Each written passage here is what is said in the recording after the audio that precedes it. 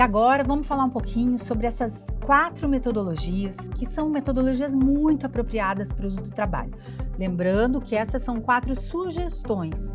O céu é o limite em termos de metodologia dentro da educação e dentro dos recursos que você pode pesquisar para usar e também criar. Por que não, né? A sala de aula invertida é uma forma de metodologia muito utilizada dentro da aprendizagem do trabalho. O detalhe é que às vezes a gente entende que a sala de aula invertida é somente uma leitura prévia que mandamos para os alunos, que muitos leem, outros não. Às vezes essa leitura ela pode ser importante para o processo de aprendizagem, ela pode ser importante para formar uma base conceitual e colocar todos na mesma página no momento da discussão, mas ela tem que ser combinada, ou seja, o aluno tem que sentir o peso dessa responsabilidade de fazer essa leitura, entendendo que se ele não ler, ele não dá conta de participar dessa aula. Então, é exatamente isso. Você tem que mostrar para ele que esse compromisso tem que ser um compromisso assumido. Mas a leitura prévia nem sempre é o único recurso para se trabalhar com sala de aula invertida. Você pode trabalhar, por exemplo, o envio de perguntas, o envio de uma enquete, o envio de uma pesquisa para esse aluno responder. Você pode trabalhar o envio de uma reflexão, um trecho de um vídeo que você queira que ele assista. O céu é o limite para você dizer o seguinte: sempre que eu precisar que esse aluno chegue em sala com algum tipo de reflexão inicial ancorado ali no sistema cerebral dele, ou que ele tenha uma base conceitual mais homogênea para iniciar alguma discussão, a sala de aula invertida pode ser uma ótima técnica para se utilizar, mas não precisa ser feita só da maneira tradicional. Você pode criar diversas formas. O mais importante é, quando você faz uma atividade prévia, é um tipo de uso de sala de aula invertida. Outro aspecto importante é você delegar seminários, delegar apresentações, delegar pesquisas, partes do desenvolvimento dessa aula a esses alunos, ou seja, eles vão ter que, sabe aquela máxima do aprender ensinando? Ele também pode ter esse exercício de aprender ensinando. Também é uma forma muito utilizada de sala de aula invertida e que pode ser muito interessante aí para aplicação nas suas aulas, tá bom? Outro aspecto bem interessante, muito utilizado, é a técnica da aprendizagem baseada em projetos. Ela é uma técnica mais complexa, uma técnica que exige mais tempo, né? Então, normalmente, a aprendizagem baseada em projetos, ela é aplicada em cursos onde a gente tem uma carga horária maior e, diferente da aprendizagem baseada em problemas, eu vou falar um pouquinho das duas, ela tem um recurso cerebral que é o recurso de criação. Então, quando a gente trabalha aprendizagem baseada em problemas, a gente trabalha passado e presente. Então, eu analiso as minhas opções de solução de problema. Então, eu vou resolver um problema. Para isso, eu utilizo as minhas experiências, as minhas escolhas, todo esse repertório passado e presente com conceitos ou conteúdos que eu esteja aprendendo ali durante o curso e uso para resolver o problema.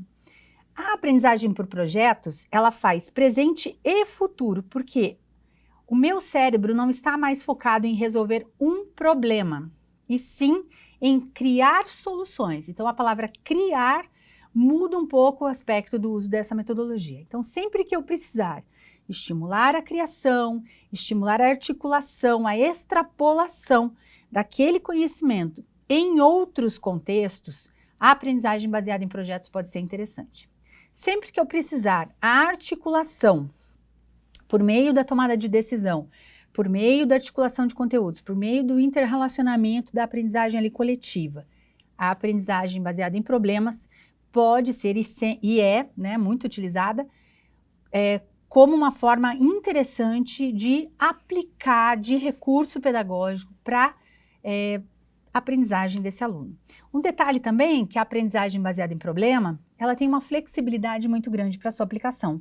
Você pode aplicar tanto numa palestra de 2 horas, numa atividade às vezes de 10 minutos com os participantes, propondo para eles um desafio, a resolução de um problema, um brainstorming de soluções para algo, como também trabalhar isso de uma forma muito mais estruturada em cima de um caso e de soluções e de equipes apresentando soluções para o mesmo problema.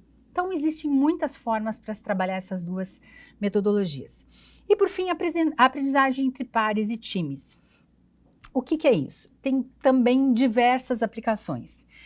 Quando eu preciso trabalhar recursos de repetição, por exemplo, ou seja, quando eu preciso que eles aprendam algo, leiam, releiam, revejam de diversas formas e várias vezes, a aprendizagem por pares pode ser bem interessante. Qual um exemplo para fazer isso? Posso pedir algum trabalho, algum exercício e trocar em pares para que o meu par faça a correção desse exercício e eu faça a correção do exercício dele. Consequentemente, olha o exercício que a gente vai fazer aqui. Eu desenvolvi o meu trabalho, o meu exercício, agora estou corrigindo outro exercício feito na mesma linha de pensamento, né? Assim, na mesma regra e critério. Então, eu estou aprendendo de novo na visão do outro e depois eu vou reler o meu trabalho com as correções que o outro fez. Então, eu vou estar trabalhando com o mesmo tema, exercitando de formas e análises diferentes o mesmo tema 3 vezes. Tudo isso trocando com os meus pares e isso de forma natural, bacana, exercito relação interpessoal e etc. E a aprendizagem por times são as velhas divisões em grupos, ou seja, o trabalho em grupo, a discussão, a aprendizagem dialogada, ela ainda é extremamente importante. Nós somos seres sociais e o ser humano consegue trabalhar muito bem a sua aprendizagem dialogando, ouvindo, aprendendo e ensinando, né? Então, aprendendo, dialogando. Então, essas são 4 técnicas que eu quis apresentar para vocês, que são técnicas muito utilizadas, cabem muito bem na aprendizagem para o trabalho, mas, como eu falei, o céu é o limite. Nós temos livros que trazem várias sugestões e contextos de aplicação que você pode realmente utilizar, ler, buscar. Esse livro da professora Andréa Filatro, que traz metodologias inovativas, ela traz também vários insights, ideias. E também na área de direito, ou seja, a gente tem também de forma segmentada práticas compartilhadas, né? Ou seja, recursos que foram utilizados por professores nesse segmento da área de direito, que deram certo, que funcionaram, que deram um resultado bacana. Então isso também é legal para vocês pesquisarem. Muito bem, pessoal, esse era o meu recado. Eu encerro nossa série de 4 vídeos com essa frase que é do Luciano Floridi, sem dúvida nenhuma, criar novas formas de educação é um dos maiores desafios do nosso tempo. Eu acredito que nós como professores nunca fomos tão desafiados em toda a história humana. Nós temos tecnologia, nós temos uma nova geração, nós temos novos comportamentos e a gente ainda é instado a dar aulas tradicionais. Então, está no momento da gente quebrar esse paradigma, mudar isso, mudar a nossa forma de pensar e talvez não de forma radical, mas com pequenas mudanças, de forma gradativa. Comece a repensar a sua aula. Eu sempre falo que ninguém melhor do que nós mesmos para olharmos nossa aula, para julgarmos nossa aula, para passarmos um raio-x nela e melhorarmos ela em termos de recursos, e ideias e criatividade, enfim.